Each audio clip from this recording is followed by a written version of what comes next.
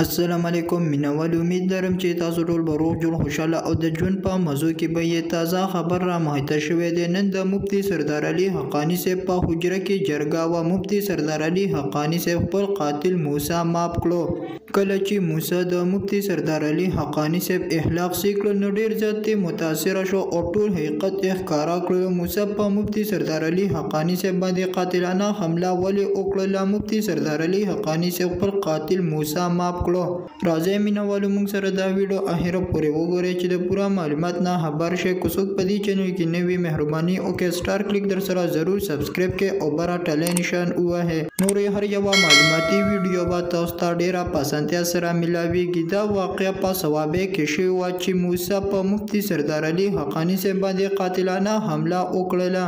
مفتي صاحب یې په سینه باندې په چاقو ووهه، ډیر زیات زخمي کړو چې بیا موسی جیل ته لاړو. پولیسو گرفتار کړو. نو د موسی کور والا به هر ورځ راتلل او د مفتي صاحب نه به مافیانې غوښتلې چې نن بیا د مفتي صاحب سرداري حقانی صاحب په حجره کې جرګه وشوله او د حساب له خپل قاتل موسی معاف کړلو.